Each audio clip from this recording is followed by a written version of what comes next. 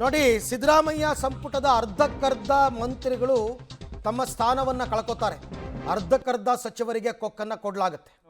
ಇಡೀ ಜಗತ್ತಿಗೆ ಭಾರತ ದೇಶಕ್ಕೆ ಒಂದು ವಿಶಿಷ್ಟವಾದಂಥ ಕಾರ್ಯಕ್ರಮ, ಬಡವರ ಕಾರ್ಯಕ್ರಮ ಕೊಟ್ಟಿದ್ದು. ಅದು ಇನ್ನೂ ಉನ್ನತ ಸ್ಥಾನದಲ್ಲಿ ಕೊಡಬೇಕು ಅನ್ನೋದೊಂದು ಜನರ ನಿರೀಕ್ಷೆ ಇದೆ.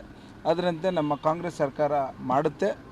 ಹಾಗೆಯೇ 2028 ಚುನಾವಣೆ ಅದನ್ನು ಪ್ರಯುಕ್ತ ನಾವು ಚುನಾವಣೆಗೆ ತಯಾರಾಗಿ ಇವತ್ತು ಇಡೀ ಒಂದು ನಮ್ಮ ಭಾರತದ ರಾಷ್ಟ್ರಕ್ಕೆ ಒಂದು ದೊಡ್ಡದಾದಂಥ ಸಂದೇಶವನ್ನು 2028ಕ್ಕೆ ಮತ್ತೊಮ್ಮೆ ಕಾಂಗ್ರೆಸ್ ಬಂದು ಕೊಡುತ್ತೆ ಅಂತ ಹೇಳಬಲ್ಲೆ. ಶ್ರೀ ಕೆ ಶಿವಕುಮಾರ್ ಅವರು ಸಿಎಂ ಅನ್ನುವಂಥ ಘೋಷಣೆ ಸಿದ್ದರಾಮಯ್ಯ ನಿನ್ನೆ ಸಭೆಯಲ್ಲಿ ಮಾಡಿದ್ದಾರೆ. ಖುಷಿ ಅನಿಸ್ತಿದೆ ಸರ್? ನನಗೆ ಅದು ಗೊತ್ತಿಲ್ಲ. ಅದು ಓಕೆ, ಹೈಕಮಾಂಡಿಂದ ಏನು ಯಾವುದೇ ಸೂಚನೆ ಏನು ಬಂದಿಲ್ಲ ಸರ್? ಯಾವಾಗ ಪ್ರಮಾಣ ವಚನ ಏನು ಐಡಿಯಾ ಇಲ್ಲ ರೀ. ಶಾಸಕಾಂಗ ಸಭೆದು ಸರ್ ಅದನ್ನು ಐಡಿಯಾ ಇಲ್ಲ. ನಾಳೆ ಕರೀತಾರೆ ಅಂತ ಅಂದ್ಕೊಂಡಿದ್ದೀವಿ ಸರ್. ಹೊಸ ಸರ್ಕಾರದಲ್ಲಿ ರಂಗನಾಥ್ ಅವರು ಸಚಿವ ಸ್ಥಾನದ ಆಕಾಂಕ್ಷಿನ? ನಾನು ಆಕಾಂಕ್ಷಿ ದಾರ ಅಲ್ಲ, ನಾನು ಅರ್ಹತೆಯೂ ಇಲ್ಲ ನನಗೆ. ಓಕೆ, ಹೈಕಮಾಂಡ್ಗೆ ಏನು ಮನವಿನೂ ಇಲ್ಲ ಸರ್? ಓಕೆ, ಕೊನೆಯದಾಗಿ ಸರ್, ಹೊಸ ಸರ್ಕಾರ ಬರ್ತಿದೆ, ನೋಡೋಣ ಹೈಕಮಾಂಡ್ ಅವರು ಏನು ನಿರ್ಧಾರ ತೆಗೆದುಕೋತಾರೆ. ಅದರಂತೆ ಕಾಂಗ್ರೆಸ್ ಪಕ್ಷ ಒಂದು ಸದೃಢವಾದ ಪಕ್ಷ, ಬಡವರ ದೀನದಲಿತರ ಪಕ್ಷ, ಎಲ್ಲದಕ್ಕಿಂತ ಹೆಚ್ಚಿನದಾಗಿ ಜಾತ್ಯತೀತ ಒಂದು ಪಕ್ಷ. ಇದು ಸೆಕ್ಯುಲರ್ ಗೌರ್ಮೆಂಟು ಬಂದು ಹೆಚ್ಚಿನ ಒಂದು ಜನರ ಸೇವೆ ಮಾಡೋಂಥದ್ರಲ್ಲಿ ದಿಟ್ಟವಾದಂಥ ನಿರ್ಧಾರಗಳನ್ನು ತೆಗೆದುಕೊಂಡು ನಿರ್ವಹಣಾ ವ್ಯವಸ್ಥೆಯಲ್ಲಿ ಹೆಸರು ಮಾಡುತ್ತೆ ಅನ್ನೋ ಹೇಳಬಲ್ಲೆ ನಾನು. ಸರ್ಕಾರ ಯಾವಾಗ ರಚನೆ ಆಗ್ಬೋದು ಸರ್? ಅದನ್ನು ಗೊತ್ತಿಲ್ಲ ರೀ. ಹೈಕಮಾಂಡ್ ಅವರು ಏನು ನಿರ್ಧಾರ ತೆಗೆದುಕೋತಾರೆ ಅದರಂತೆ ಹೋಗ್ತೀವಿ ನಾವು. Thank you sir.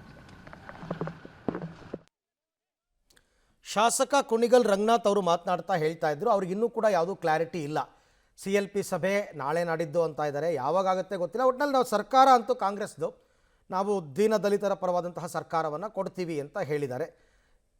ಈ ವಿಚಾರಕ್ಕೆ ಸಂಬಂಧಪಟ್ಟಂತೆ ಮತ್ತಷ್ಟು ಮಾಹಿತಿ ನನ್ನ ಕೊಲೀಗ್ ಸುಕೇಶ್ ಅವರಿಂದ ಪಡ್ಕೊಳ್ಳೋಣ. ಸುಕೇಶ್, ಈಗಾಗಲೇ ಹೈಕಮಾಂಡ್ ಒಂದು ಸುತ್ತಿನ ಸಭೆಯನ್ನು ಕೂಡ ಮಾಡಿದ್ದಾರೆ. ಸೊ ಕ್ಯಾಬಿನೆಟ್ ಯಾವ ಸ್ವರೂಪದಲ್ಲಿ ಇರಬೇಕು ಅನ್ನೋದಕ್ಕೆ ಏನಾದರೂ ಒಂದು ಔಟ್ಲೈನ್, ಅಂದರೆ ಒಂದು ಒಂದು ಒಂದು ಸ್ಪಷ್ಟ ಚಿತ್ರಣ ಏನಾದರೂ ಸಿಕ್ಕಿದೆಯಾ ಅಂತಂದ್ಬಿಟ್ಟು?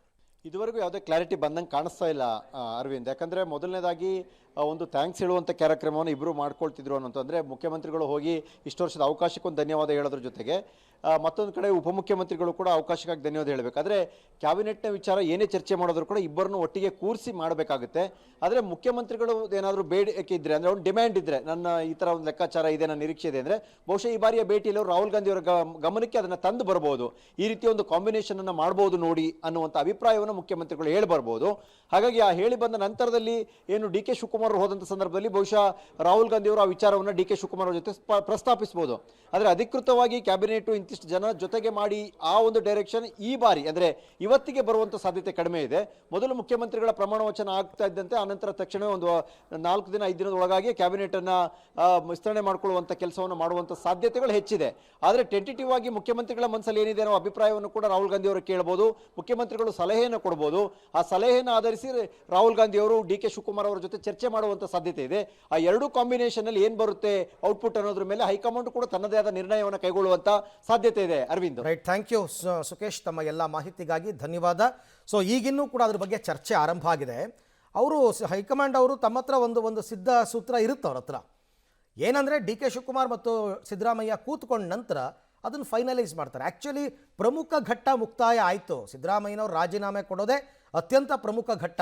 ಇನ್ನು ಮಿಕ್ಕಿದ್ದೆಲ್ಲ ಸುಸೂತ್ರವಾಗಿ ನಡ್ಕೊಂಡು ಹೋಗುತ್ತೆ. ಏನೋ ಒಂದಷ್ಟು ಕೊಡು ತಗೋ ಬಾರ್ಗೇನಿಂಗ್ ನಡಿಬೋದು. ಅವ್ರು ಬೇಡ ಇವ್ರು ಬೇಡ ಅವರು ಅಂತಂದ್ಬಿಟ್ಟು ಅದೆಲ್ಲವೂ ನಡೆದು ಹೋಗುತ್ತೆ, ಏನು ತೊಂದರೆ ಇಲ್ಲ. ಅದನ್ನೆಲ್ಲ ಫೈನಲ್ ಮಾಡಿಕೊಂಡೇ ಇವತ್ತು ರಾತ್ರಿ ವೇಳೆಗೆ ಹೆಚ್ಚು ಕಡಿಮೆ ಇಬ್ಬರು ನಾಯಕರು ಬೆಂಗಳೂರಿಗೆ ಬರ್ತಕ್ಕಂಥ ಸಾಧ್ಯತೆ ಇದೆ. ಅವರು ಬೆಂಗಳೂರಿಗೆ ಯಾವಾಗ ಬರ್ತಾರೆ ಅನ್ನೋದ್ರ ಮೇಲೆ CLP ಮೀಟಿಂಗು ಡಿಸೈಡ್ ಆಗುತ್ತೆ. ಅದೇನಿಲ್ಲ, ಎಲ್ಲರಿಗೂ ಕೂಡ ಫೋನ್ ಮಾಡಿಬಿಟ್ಟು MLAಗಳಿಗೆ ಒಂದು ಮೆಸೇಜ್ ಕೊಟ್ಟರೆ ಸಾಕು, ಇಂಥ ದಿವಸ CLP ಮೀಟಿಂಗ್ ಇದೆ, ನೀವು ಅವೈಲಬಲ್ ಇರಬೇಕು ಅಂದರೆ ಇರ್ತಾರೆ. ಅಲ್ಲೊಂದು ನಾಮಕೆ ವಾಸ್ತೆ ಒಂದು ಮೀಟಿಂಗ್ ಥರ ಆಗಿ ನಾಯಕನ ಆಯ್ಕೆ ಆಗಿಬಿಡುತ್ತೆ. ನಾಯಕನ ಆಯ್ಕೆ ಆದ ನಂತರ ಪ್ರಮಾಣ ವಚನ ಸ್ವೀಕಾರ ನಿಗದಿಯಾಗುತ್ತೆ.